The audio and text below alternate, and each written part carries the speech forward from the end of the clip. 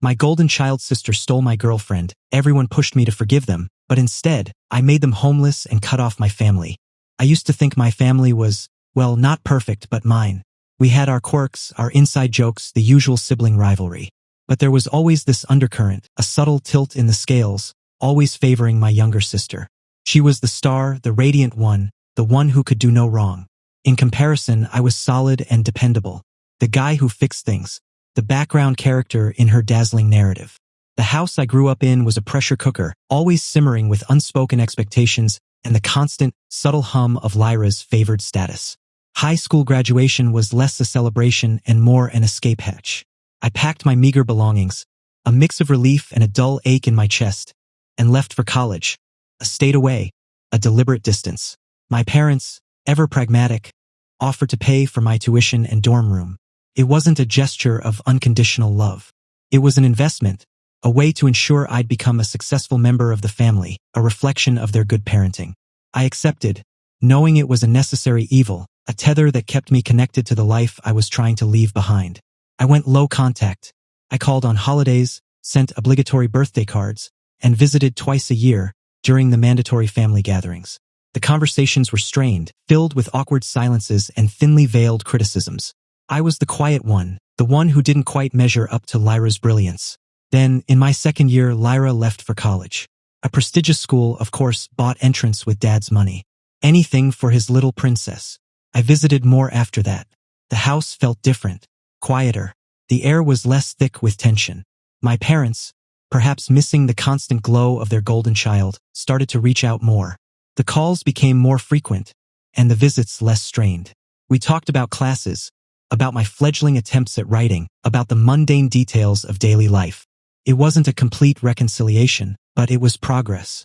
A tentative truce, a fragile bridge built over years of resentment. I started to believe, foolishly perhaps, that maybe things could be different. Maybe they were finally seeing me, not just Lyra's shadow. That's when I met Aurora. She was a breath of fresh air, a burst of sunshine in the gray landscape of my carefully constructed solitude. I fell for her quickly, and, for the first time in my life, I wanted to share something good with my family. I wanted them to see the woman who made me feel whole, the woman who made me believe in the possibility of happiness. I called my parents, a nervous excitement bubbling in my voice. "I'm bringing someone home for the weekend," I announced. "Her name is Aurora, and she's amazing." My mother's voice was warm and genuinely enthusiastic. "That's wonderful, darling. We can't wait to meet her." The weekend arrived, and I drove Aurora home, the familiar landscape now tinted with anticipation. My parents greeted us at the door, their smiles wide and welcoming. Everything seemed perfect. Then Lyra arrived. She decided to come home for a surprise visit, a fact she announced with a theatrical flourish, her eyes immediately locking onto Aurora. The air in the room shifted. A subtle but palpable change. Lyra's charm, usually reserved for an audience, was now laser-focused on my girlfriend. I introduced them. Lyra's smile was bright, almost predatory, her eyes lingering on Aurora's face a fraction too long. Aurora, initially charmed, seemed to shrink under Lyra's intense gaze. The weekend that followed was a slow-motion train wreck. Lyra was always there, always present, always vying for Aurora's attention. She'd casually drop in on our conversations, offer to show Aurora around town, and suggest girls' nights that conveniently excluded me. She'd whisper jokes and share inside secrets.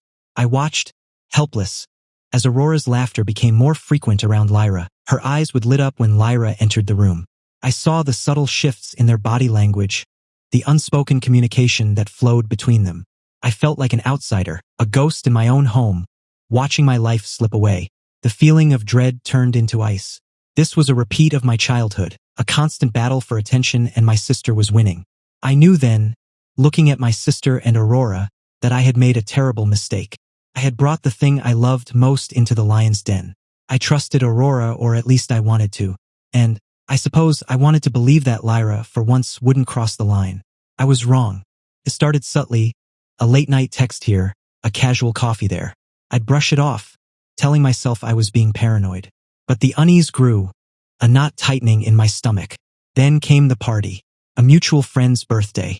I went to grab drinks, and when I returned, they were gone. I found them in the garden, bathed in the moonlight, hands intertwined. Aurora's eyes were glistening, and Lyra was whispering something in her ear, something that made her lean in closer. The world stopped. The music faded. The air grew thick and heavy.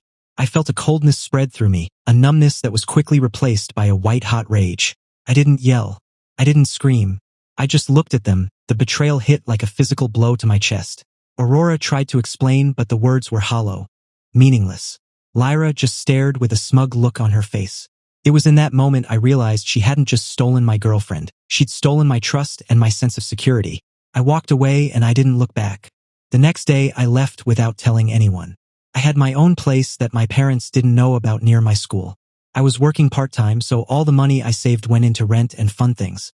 When I got back to my place, I packed up everything Aurora left, then sent them to the address she gave me. After 2 days of silence, my phone started to blow up with messages and calls. My parents, predictably, sided with Lyra. "She's young. She made a mistake," my mother wailed. "You need to forgive her.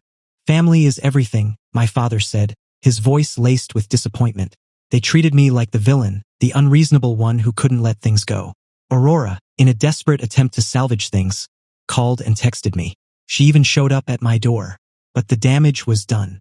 The image of her and Lyra together was burned into my mind, an agonizing reminder. I couldn't live like that. I couldn't be around them. I couldn't pretend that everything was fine. So I did what they never expected. I blocked them after things got too overwhelming. I wasn't worried about my parents cutting me off either. They had always sent the money to pay for school to me and extra money for expenses. I was saving the extra money since I was working. So, if they cut me off, I could just apply for loans and use that money to finish my course. I had a month of peace. I thought it was over. But no. I started receiving calls from relatives, some of whom I didn't know existed. After some time, the calls turned into text. "How could you block your family? Your mom is worried about you." They were all saying I should forgive and move on. I blocked them all and went on with my life. After that, I got an email from my dad. It went something like, "Since you decided to cut us off, we will do the same. I sent you some money. That is the last thing you will ever get from this family, you ungrateful brat." I didn't respond, and after a few days, the money did show up in my account. That was the last contact I ever had with my family. It hurt at first, but I got over it. I hit the gym when I could, and after classes I went to work. Things went on like that until I finished my studies. I had bulked up a bit, and since I was eating well, my skin was better too.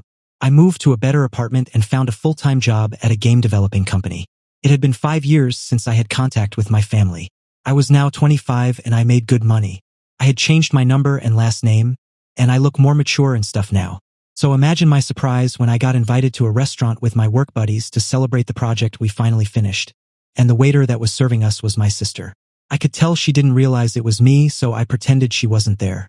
Our party wrapped up and we were leaving when she asked to speak to me. I said my goodbyes and then met her outside. She pretended like nothing happened 5 years ago and like we've always been on good terms. She was ranting about how everyone was for 10 minutes, till I put a stop to it and told her to say what she got to say so I could leave. She then told me how they missed me and always wondered how I was doing and that I should call mom and dad. I put my hand up and told her I don't have any family and that I no longer shared last name with them. She should forget she saw me and never speak to me again. Then I left. I thought that would be it, but nothing is ever easy with them.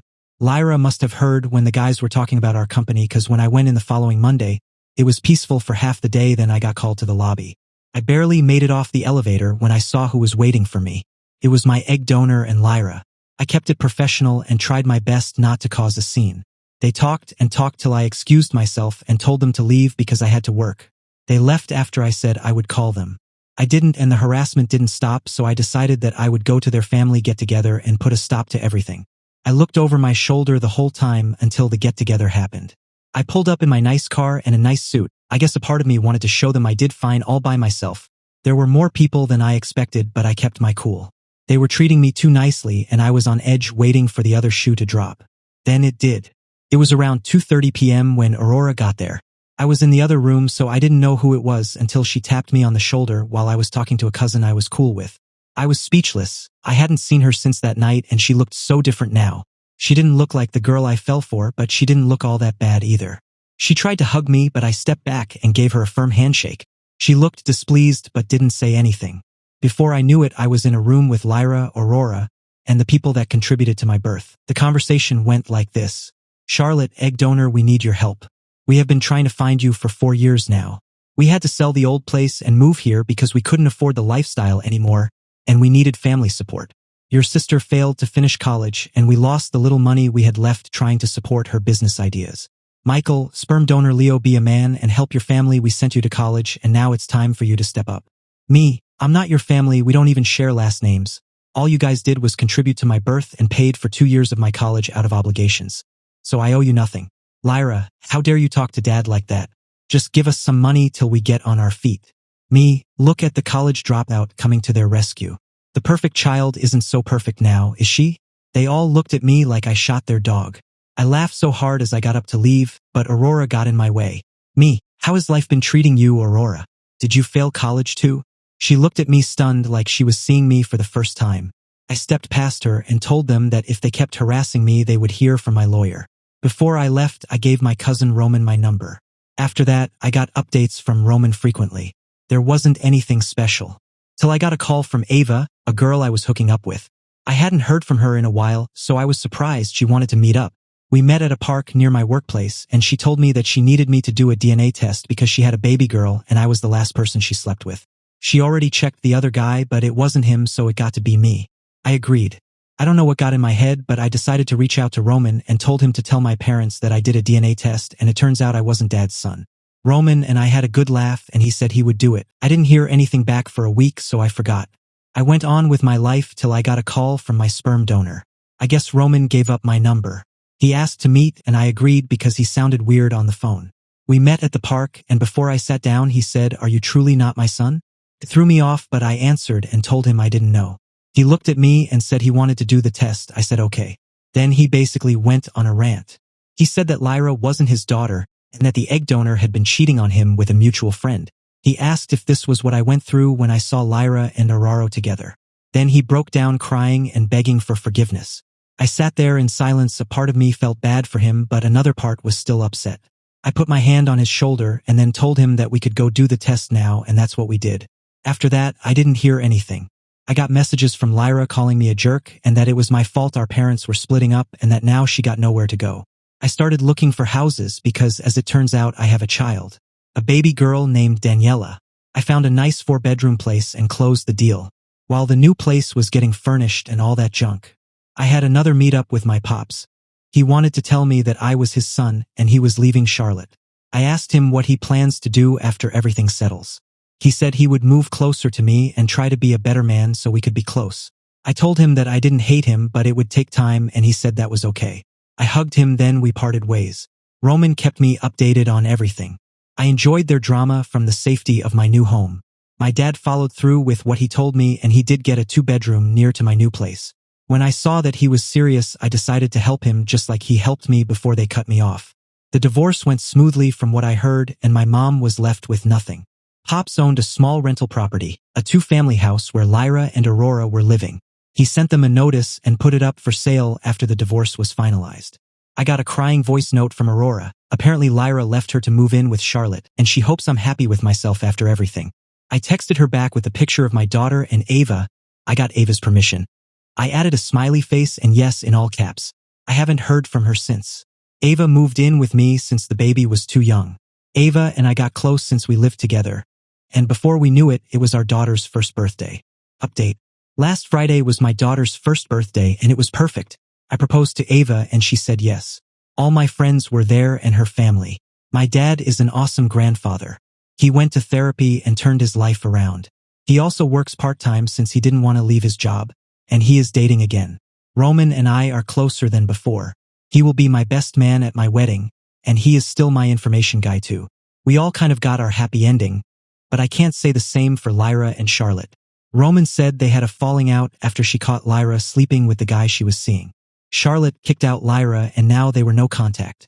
Lyra lives paycheck to paycheck because she stopped getting help from Charlotte. The family is split with people taking sides and gossiping about everything that happened.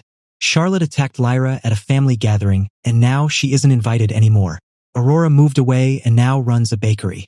She sent me an email saying how sorry she was, and she hopes one day I'll be able to sit in a room with her without the look of disgust on my face. I showed it to Ava and she said it was best I didn't reply. I'm taking life one step at a time and I'm healing for my daughter and myself. Thanks everyone for dealing with my ranting.